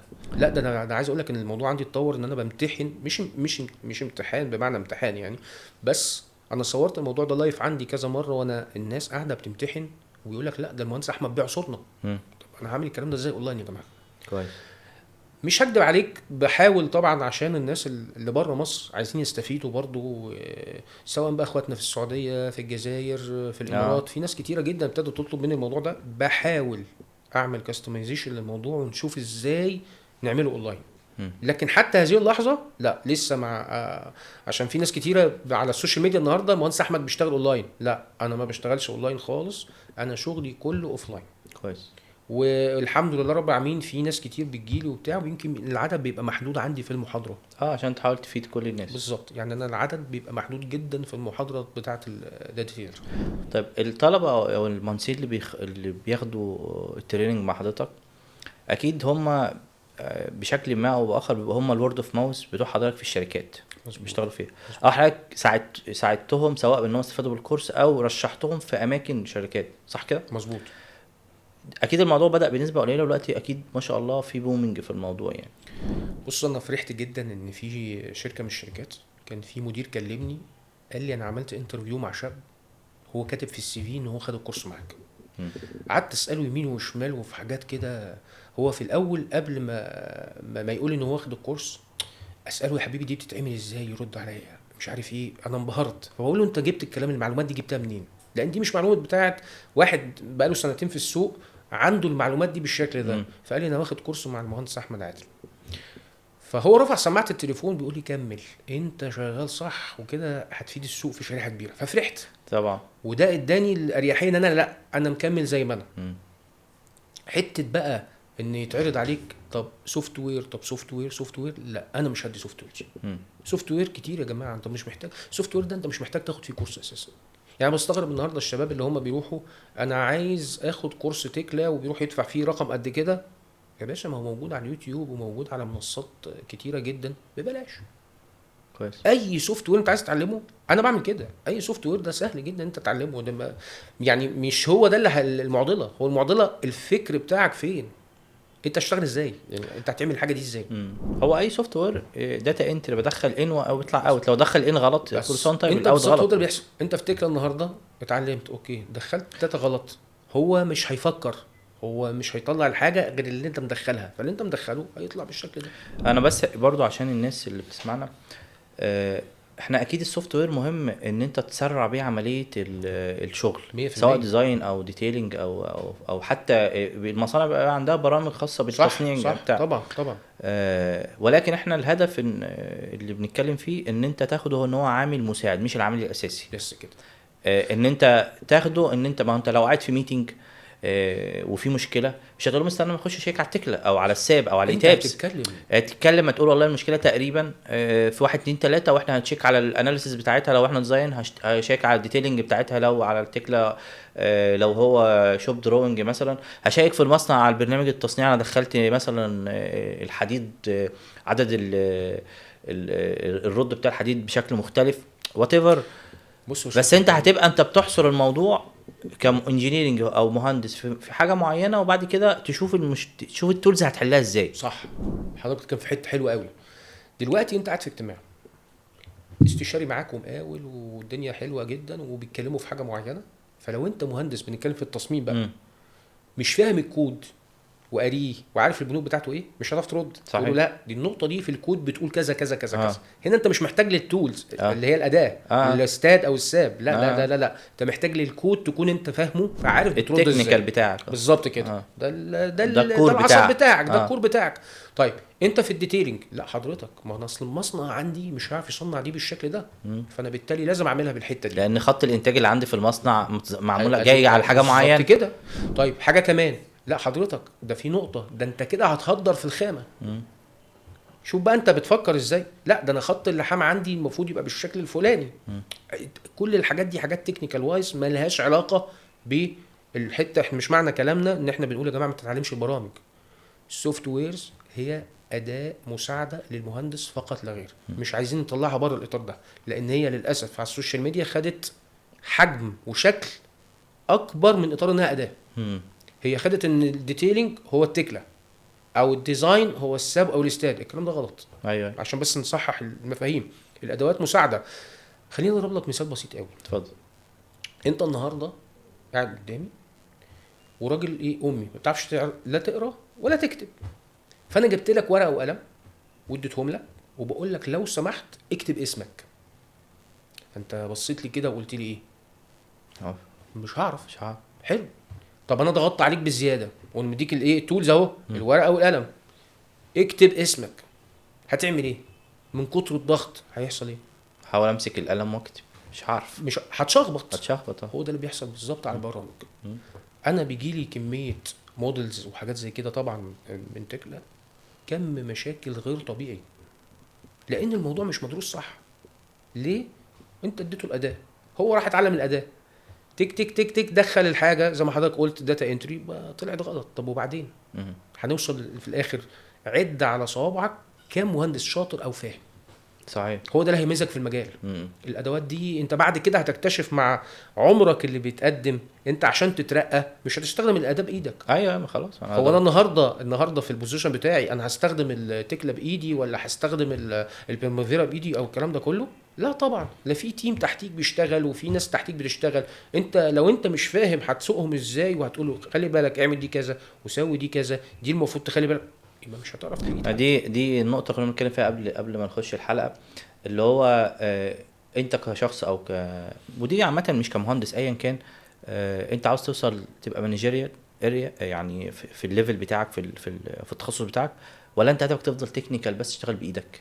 اه دي يعني انا عندي خبرة طبعا بسيطة عن حضرتك، انت حضرتك يعني استاذنا، اللي انا شفته يعني في المجال بتاعي يعني في الخرسانات يعني والانشاءات، ان في ناس هي اوريدي هي التوب بتاعها هو هيفضل كده، لان هو ما اثقلش السوفت سكيل ك ليدرشيب او كوميونيكيشن او برزنتيشن ان هو يقدر يبقى مدير، يعرفش يكون تيم ويبني عليه والكلام ده. صح. ف فبيفضل هو ماسك في التولز، عشان هو هيقعد قدام جهاز الكمبيوتر يعمل الموديل او يعمل الديزاين او وده حاجه تحترم ما فيش مشكله فيه، ولكن انت عشان تنتقل ان تبقى مدير او تبقى تقدر تمانج الناس، انت مش محتاج التولز في حاجه، انت محتاج دماغك. مظبوط. صحيح. مظبوط صح. طيب خليني اقول لحضرتك نقطه حساسه جدا في الحته دي. انت النهارده لما بتتحول تبقى مدير، انت بتشتغل في رينج من 80 ل 85% اداره، امم وال10 15% تكنيكال. صحيح. ربنا سبحانه وتعالى لما خلقنا خلق في بعض الناس عندها بعض المهارات وفي ناس ما عندهاش. مستحيل كل الناس تبقى مديرين او كل الناس تفضل تشتغل بس.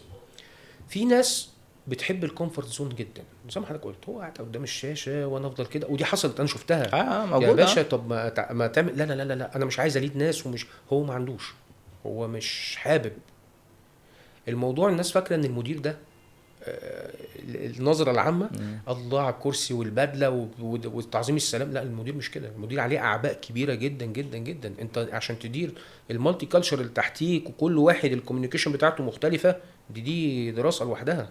يعني انا عايز اقول لك ان في 2019 لا اسف يا رب، في 2022 انا خدت كورس ازاي ان انت تديفلوب نفسك كمدير عشان تعرف تريد التيم اللي تحتيك تحت. المواضيع بقى فيها علم وفيها دراسه وفيها ازاي بتخش في الفيلينجز بتاعت الشخص اللي تحتيك، مش قصه تكنيكال بس. ايوه. فالموضوع لازم يكون الشخص اولا هو عنده السكيلز دي ومرن وبيطور من نفسه عشان يعرف يليد ناس. صحيح. هو لو ما عندوش الثقافه دي مش هيعرف يليد ناس، وبالتالي هيفضل في الحته اللي حضرتك قلت عليها الكومفورت زون، وهو قاعد سواء بقى في الكرسي الصغير دون او ده موجود. هو حقه ان هو يبقى كده، هو حقه ان هو عايز يفكر كده، خلاص ما فيش مشكله. لكن في ناس اللي عندها بوتنشال طبعا وعندها طموح والكلام ده كله، لا طبعا المواضيع بتاخد سياق مختلف خالص، ازاي يشتغل على نفسه وازاي ان هو يطور من نفسه. وفي نقطه مهمه جدا، اتفضل. لازم يكون يشتغل مع مدير بيعلمه صح. صحيح. دي نقطه. لان انت عشان تكتسب المانجيريال مش مجرد كورساته بس، لا بالمعايشه زي بالظبط. ودي انا بصراحه بدين بالفضل فيها المهندسين عظام جدا جدا، اتعلمت منهم يعني ايه اداره.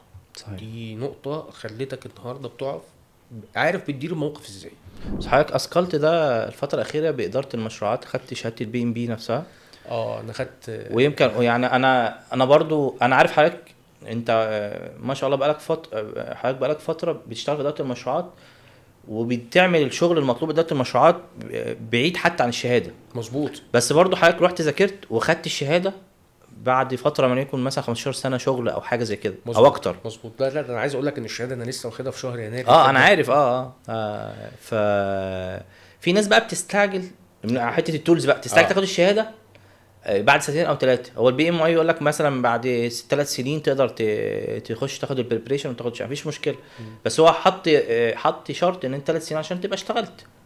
حضرتك ما فكرش في الفتره دي ان انت تاخد شهاده غير بعد فتره معينه من الشغل؟ هل حضرتك كنت قاصد الموضوع ده؟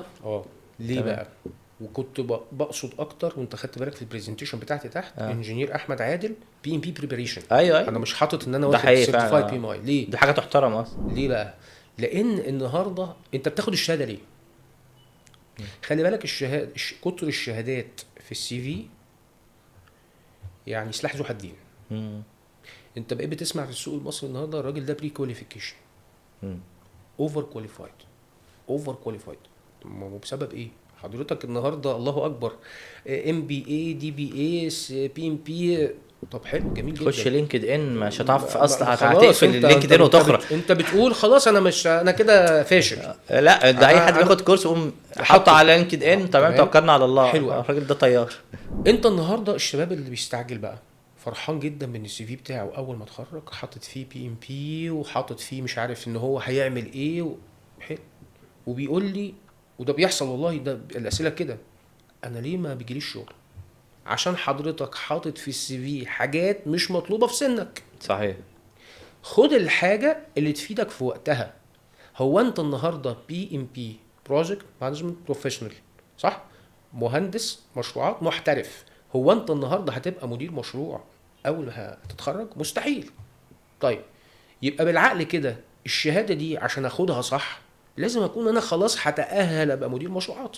طيب. طب انا بقيت مدير مشروعات زي ما حضرتك قلت كده بقالي فتره وما كانش معايا الشهاده، وعادي برضه والدنيا ماشيه زي الفل وجميله جدا. وعايز اقول لك انا وانا في السعوديه محدش يوقفني في المطار قال لي فين الشهاده. خالص ما حصلش. أي. ده ما حصلش خالص، ولا اثرت عليا في مرتب، ولا اثرت عليا في، لان اولا الارزاق دي بتاعت ربنا، صحيح. والاجتهاد والسعي بتاعك ده على الارض. خلي بالك من ان مثلا على سبيل المثال انت اثرت نقطه زي البي ام بي. هو هل الشهاده انت لما هتاخدها هتشتغل بكل هتشتغل بكل فيها؟ لا طبعا. خالص.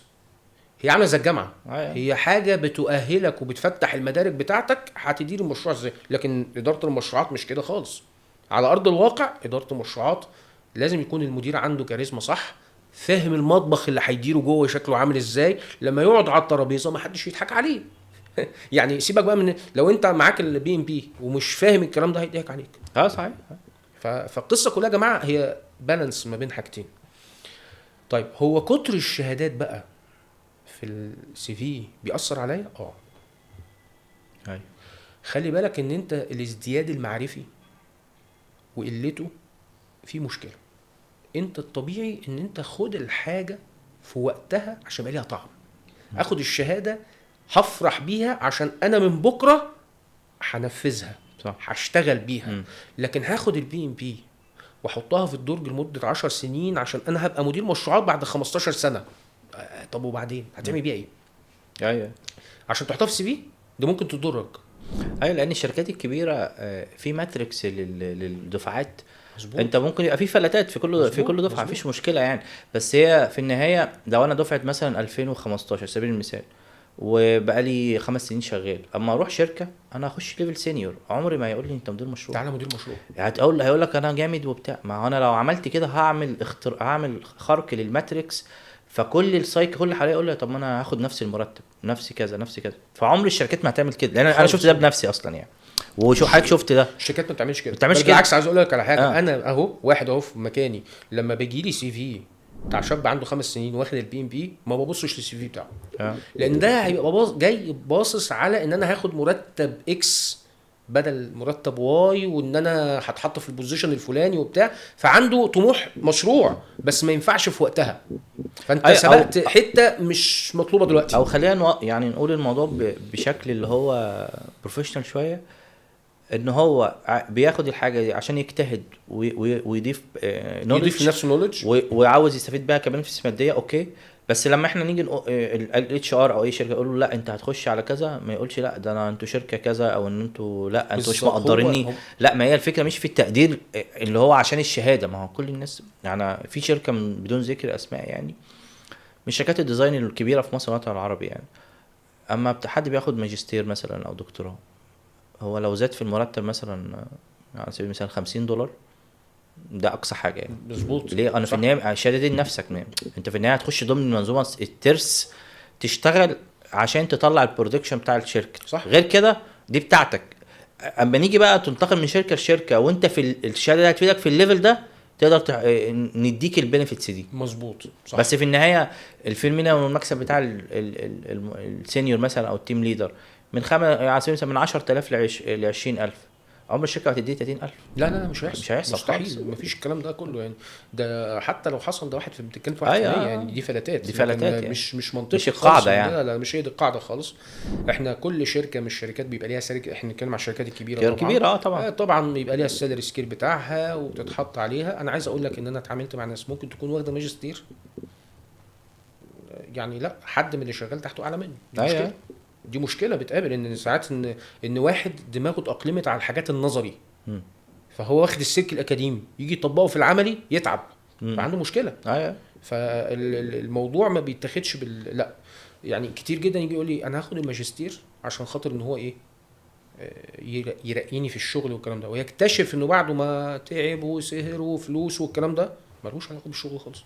طب ما دي حقيقه، وده انا بقوله ان الماجستير احنا بنتكلم طبعا في مصر لا ملوش علاقه يا جماعه بالسلك الوظيفي بتاعك.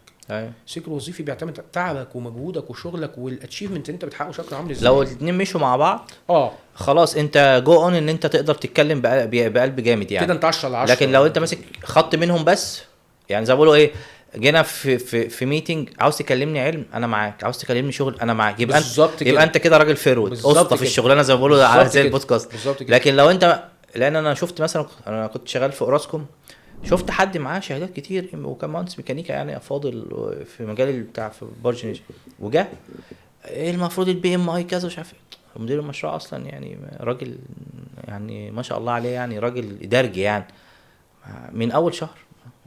يا جماعه الاتش ار الراجل ده مش هينفع معانا، يا ده معاش ده يا جماعه مش عارف يخلص المشكله في الموقع، انا مالي ومال الشهاده بس كده. شفت انت قلت ايه؟ ايوه يخلص المشكله في الموقع. يبقى انا المفروض يبقى عندي سكيل اسمها ايه؟ بروبلم سولفنج. انا بحل مشكله في موقع، مش مطلوب مني بي ام اي. هتعمل روت كوز اناليسيز والكلام ده ماشي، ما يعني احنا عاوزين نخلص، احنا في صبه في حاجه، في بايبنج عاوزين نقفل.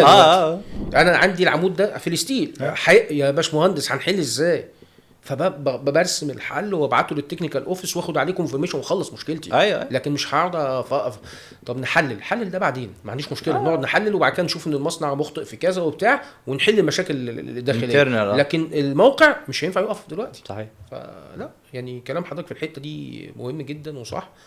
الشهادات ما بنقولش انها مش مهمه، لكن مش هي الاساس. مش هي الاساس، خاصه بعد التخرج اللي هي انت بتبني الكارير بتاعك، تبنيه عملي وخبرات وشهادات معاها بالتوازي بالظبط كده. بس ما تثقلش نفسك يعني باكتر من اللازم، لان هو الموضوع ممكن يبقى عيب عليك. طبعا 100%. انا برضو يعني احنا الحديث مع حضرتك ممتع. انا بس يعني في سؤالين كده مش عاوز اختم بيهم، يعني لازم اقولهم قبل ما اختم الحلقه. اول حاجه، انت حضرتك كنا بندردش قبل الحلقه معاك في حاجات معينه الفتره الجايه ان شاء الله، يعني سواء في مجال التدريب او في الشغل هتعمل، ممكن حضرتك يعني تديني تغششنا اي حاجه منهم عشان نفيد الناس. يمكن الفتره الجايه كده ان شاء الله هيبقى في توجهات على الارض، كونتاكت اكتر مع الجامعات المصريه. ويمكن انا بستغل البودكاست ده، يمكن يكون حد سمعنا من المسؤولين طبعا ان شاء الله، ان احنا عايزين نوصل لوزاره التربيه والتعليم العالي. ليه؟ لان احنا النهارده عايزين في قطاع الهندسه تحديدا ان احنا نضيف جزء من المحاضرات او السيشنز اللي موجوده جوه ليس لها علاقه بالنظر اللي بيتاخد. طيب. النظر اللي بيتاخد هو عشان خاطر بيمتحن جوه ويأهل المهندس انه يطلع بالمواد طبعا الوزاره حطها عليه، دي مالناش دعوه بيها خالص. احنا بنديله جزء عملي، هيشتغل ازاي، البلان بتاعه من اول اعدادي لحد ما هيتخرج هيروح فين ويجي منين. دي بلان انا حاططها قدامي وشغال عليها. ان شاء الله الفتره الجايه يبقى فيها تحديات طبعا صعبه، الموضوع مش سهل، لكن ان شاء الله يمكن حد من بيسمعوا البودكاست دلوقتي يتواصل معانا او يتواصل مع حضرتك يا باشمهندس محمود ان احنا ازاي نوصل صوتنا فوق، عشان حتى يتقال احنا الحكومه بتاعتنا حكومه رشيده جدا، بتقول لك ان عايزين نستغل الشباب بتوعنا. ان شاء الله. احنا موجودين على الارض عشان عايزين نفيد. هيجي لنا يوم وهنقعد، مم. بس لازم يكون في قطاع من المهندسين على قدر كافي من الوعي والكفاءه اللي يقدر يليد بعد كده المشاريع بتاعتنا اللي قدام. صحيح. فاحنا الفكر بتاعي ان احنا لازم الجامعات زي ما بقول لحضرتك، المهندس يبقى متخرج عنده الوازع النظري، ده شق، وشق هشتغل ازاي. ده انت بتوفر على الشركات حتى بره ان احنا نعرف نعمل لهم اناليسيس بعد كده لما يجي يطلب مني في قطاع الستيل او من مهندس محمود في قطاع الخرسانات، والله احنا عايزين مهندسين بالشكل الفلاني، فنقدر نعرف نعمل لهم ريكومنديشن من خلال بقى قاعدة بيانات تكون موجودة، والله ان لا المهندس فلان ده في الحتة دي والمهندس ده في الحتة دي، ونعرف نسكن مهندسين ويبقى عندنا كفاءات صح. صحيح. لان النهارده السوق بيشتغل، الاتش ار بينزلوا اعلانات، انا بشوف اعلانات للاسف برضه. خليني، انت خدتني في حته كنا بنتكلم فيها قبل الحلقه. الشركات، ايوه الشركات عندها مشكله. باشمهندس احمد عادل، احنا عايزين الاورجنايزيشن بتاعتنا تبقى احسن، وعايزين نبقى نبيع مش عارف ايه ونعمل ايه. حلو، تيجي تحط معاه الاورجنايزيشن فتلاقيه ان هو لا، ده انا عايز مهندس 5-7 سنين خبره يبقى مدير المصنع. ازاي؟ يبقى طيار. ما ينفعش. ايوه الكلام ده مش منطقي. مفيش حاجه اسمها 5-7 سنين خبره ولا 10 سنين خبره حتى يمسك مدير مصنع. الكلام ده يا جماعه هيقوده ازاي؟ يعني قولي كده، مدير مصنع من اول رو ماتيريال لفينيشد برودكت، فين السايكل اللي هو فاهمها بالبروكيورمنت بي وبتقول ان هو عايزه يحقق ارقام؟ طب ما انت اللي بتحط نفسك كصاحب شركه في اطار مش صح. صح. ده حتى الايمج بتاعتك حتى مع الناس بره، انا اما يبقى عندي مهندس فلان عنده 20 سنه، غير ما تقول مهندس فلان عنده 5 سنين. انت بتبص على نفسك، الايمج بتاعتك حتى شكلها عامل ازاي. الشركات النهارده عندها مشكله انها بتستخسر في البادجت بتاعتها انها تحط ناس على قدر او كفاءه. عارف انت اللي هو عينه على المهندس اكس ده اللي بيعمل كذا وكذا وكذا، حلو وعنده 20 سنه خبره، بس هديله. ايوه مش هدفع الفلوس، مش عايز ادفع الفلوس دي، انا عايز ادفع اكس، مش عايز ادفع 2 اكس. لا يا فندم، ما انت النهارده بتبص وين وين سيتويشن، انت هتكسب من وراه وهيكسب، ما تستخسرش. صح. ده اللي بينجح الشركات بره. يعني انا ما تجربتي في الصين، شوف من 2005 نتكلم من 20 سنه، ما شاء الله ما بيستخسرش. عشان كده الكوادر اللي عنده لا بتقود وبتكمل والصرح بيكبر. فانت النهارده مش كل الشركات برضو عشان ما يبقاش التعميم الا من رحم ربي، في شركات بتعمل صح اورجانيزيشن محترم وعارفه بتسكن الكواليفيكيشن بتاعتها ازاي وبتعمل ايه. لكن النهارده لما تيجي تقول لي مهندس عنده 40 سنه وبيدور على شغل في السوق المصري والفرص بتاعته قليله، طب ليه؟ عشان ايه هو بيتجه الشركات كلها او المصانع او شركات المقاولات بيتجه لايه؟ لشاب عنده 5 سنين 7 سنين خبره 10 سنين خبره. طب الراجل اللي هو عنده 40 سنه النهارده ده، يعني بنتكلم في عنده 18 سنه خبره مثلا، ده ماله؟ ده هيروح فين يعني؟ يموت مثلا؟ يطلع معاش مبكر؟ برضه خلي بالك، ده حديث المدينه دلوقتي، اللي هو من اول 38 سنه وانت طالع كده يقول لك ده انا خلاص مفيش فرص.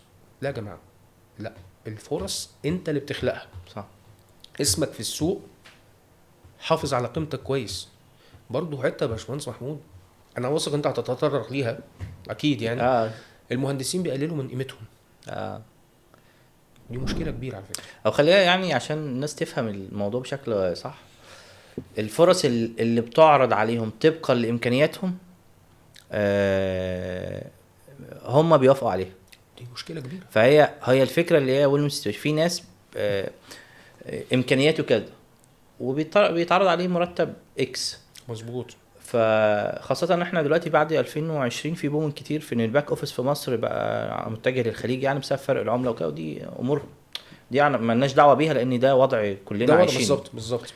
فهو بيقبل بالفرصه دي. مظبوط. فللاسف بيضيع فرصه تانية على حد هو عنده التولز وعنده الامكانيات ان هو كان ممكن يطلب رقم اكتر. مظبوط. فيجي فاصحاب الشركات خلينا نقول برضو فير، هو في النهايه عاوز مهندس. انت فرود او قسطه في الشغلانه، اوكي انا وراسي، بس انا مش عاوز القسطه 100% دلوقتي، انا هجيب واحد 60-70%. متفق معاك. وهبدا ان انا الاتش ار اعمل له تريننج وازوده كويس. حلو. فيكتشف قدام ان هو بقى عبء عليه لانه هيدربه برقم، وبعد كده بعد سنه يقوم سايبه ومشي.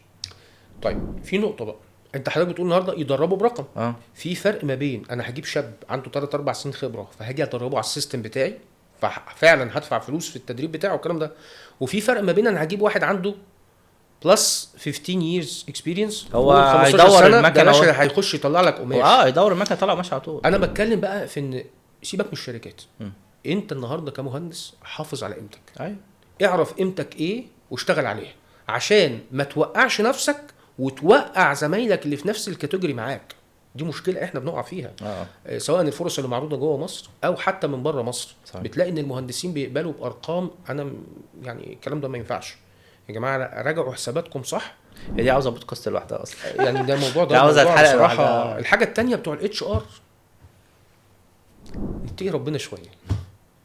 يعني انا النهارده حتى بنصح المهندسين وانت قاعد جوه في الانترفيو هتلاقي سؤال خبيث قوي، الاكسبكتد سالاري كام؟ ما تقولش. انا بقول لك ما تقولش. ليه ما تقولش؟ لان النهارده بتاع الاتش ار الا من رحم ربي برضو، لما تيجي مثلا سي انت قلت انا عايز 5000 جنيه وهو راصد للوظيفه دي 8، هيقول لك 5 يلا بينا نوقع. أيوة مش هيقول لك هديك ال8. ايوه انا وفرت للشركه. هو بيفتكر ان هو كده شطاره وفرت للشركه. يا جماعه طب ما تديله حق. ما في الجانب الاخر عشان برضو الموضوع ده اصلا عميق شويه، يقول لك هو الراجل مقدر نفسه ب5 انا ليه اديله 8؟ دي مشكله. هي دي بقى المشكله، انت مش مقدر مقدر نفسك صح. وبرضه ما تقولش. خلي الموضوع تو بي نيجوشيتد. انت بقى هتتفاوض، اديني الاوفر قول لي يا باشا الاوفر بتاعك ايه، والشركه اكيد فيها سالري سكير صح، نقعد نتكلم ونشوف على الترابيزه. صحيح. اذ ربما افرض ان انت قلت بدل ما قلتش ال5 فجي هو راح عرض عليك 7. انت كسبان ولسه هتتفاوض وتاخد فلوس اكتر. فبرضه يعني خلينا برضه الشركات بتلعب الاتش ار بيلعب اللعبه دي كتير قوي قوي. يعني احنا نتمنى بس ان الفتره اللي جايه يبقى في تقدير اكتر للكواليفيكيشنز الموجوده، لان زي ما بقول لك ان الشركات النهارده بتلعب ان هو عايز الكواليفيكيشن دي باقل التكلفه. دي مشكله يعني. اخر حاجه يعني بنختم الحلقه مع حضرتك، يعني بنشكرك بس وعلى استضافتك وكلامك الجميل، وعاوزين يعني ايه توجه رساله كده في 3 جمل يعني او 3 كلمات للمهندسين، لاي حد بادئ الكارير بتاعه، بحيث ان هو ياخد يبني عليهم في الفتره الجايه يعني. طيب احنا اول نقطه لازم تكون انت بتحب المجال كويس. ما بتحبش المجال اركن الشهاده على جنب واشتغل اي حاجه تانية. تمام. دي رقم 1. رقم 2 ما تفتكرش ان اول ما هتتخرج ان الدنيا وردي وانا ما بقيت مهندس وهاخد فلوس. الكلام ده مش صحيح. خبره هي اللي هتسويها فلوس بعد كده. 3 بلاش تشتت. انا عذر الجيل ده في حته التشتت. يمكن الكورسات اللي بقت موجوده على السوشيال ميديا والحق اخد ده واخد ده واخد ده بقى مشتت يا عيني، مدخل نفسه في مليون حاجه وفي الاخر مش عارف ينجز حاجه واحده. فدي مشكله. التشتت دون ما بيوصلكش لحاجه. حط هدف واشتغل عليه صح عشان تشتغل صح. حته الكورسات اللي بقت موجوده على السوشيال ميديا، انت لازم النهارده كمهندس تعرف تنتقي انا هاخد ايه عشان هيفيدني في ايه وهعمل بيه ايه. مش مجرد كورسات وبس.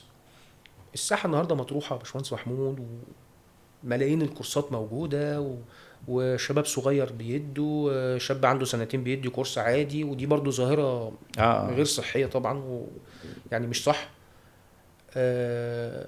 اعتقد ان لازم الادوار الرياديه بقى زي النقابه عندنا والكلام ده لازم تفوكس على الكلام ده كله، لان ده مشكله بيخلق جيل مشوه برضه. أيوة. يعني خلي بالك انا بقعد مع حاجات بقول انت جبت الكلام ده منين، خدته من الكورس الفلاني، دي مشكله. فلازم انت تبقى عارف بتختار ازاي. اخر نقطه بقى دي نقطه بقى جوهريه اتكلمنا فيها مع بعض. اشتغل حر ولا اشتغل موظف؟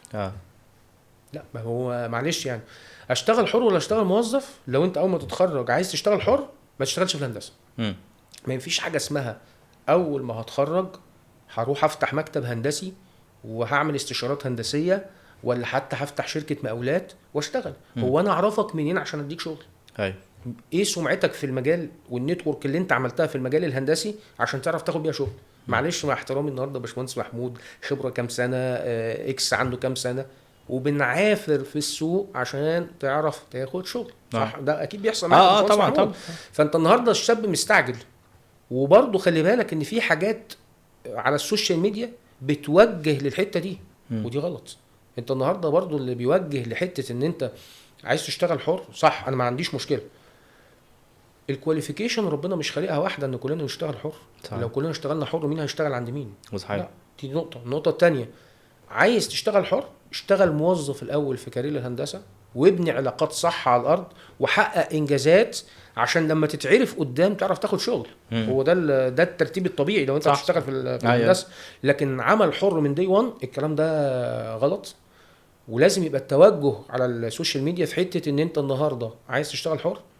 انا في اعتقادي الشخصي بلس 12 وانت طالع، هو ده اللي ممكن يبقى عنده الخبرات. ومش ده في ناس عندها 15 سنه ومش عارفه تعمل عمل حر في المجال الهندسي يا جماعه. فانت النهارده منين عندك 2 خبره ولا 3 سنين خبره وجاي تقول انا بشتغل حر؟ الاستعجال مش حلو في الحته بتاعتنا دي.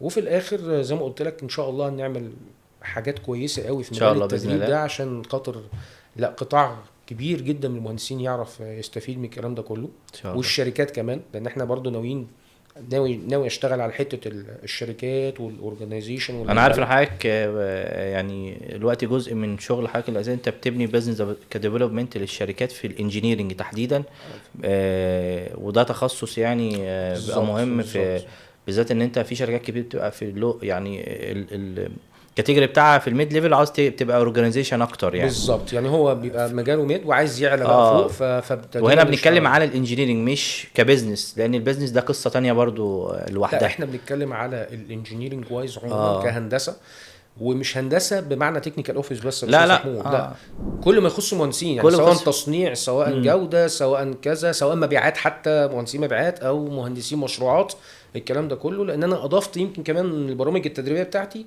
ستيل بروجكت مانجمنت. ايوه ما شاء الله. لان انا اللخبطه اللي حصلت في اللي هو اداره المشروعات، اخد PMP واطلع ادير مشروع ستيل، مش صح. ايوه الستيل بيدار بشكل مختلف شويه. صحيح. فعملت لهم برضو ورشه عمل وبروجرام كده حلو ظريف يشتغلوا عليه. وده ما بديهوش غير للناس اللي هي الاكبر من 5 سنين خبره، لان ما ينفعش النهارده يبقى عندك سنه وجاي تقول لي انا مهندس مشروع، انت مش فاهم السايكل تحت. صحيح. فنتمنى ان احنا كنا ضيف خفيف معاك. لا هندسه والله بصراحه انا استفدت، وحضرتك يعني نورتنا وشرفتنا، وان شاء الله دايما في مزيد من التقدم يعني والنجاح، ونسمع حضرتك كل خير، وان شاء الله لينا عوده في مواضيع تانية نتكلم فيها بشكل مستفيض اكتر ان شاء الله يعني. اكيد. وكل سنه وانت طيب. وانت بالصحه والسلامه يا باشمهندس محمود. شكرا هندسه. دي كانت نهايه حلقتنا مع الباشمهندس احمد عادل في بودكاست الاسطوات. ان شاء الله استنونا في حلقات تانية. السلام عليكم.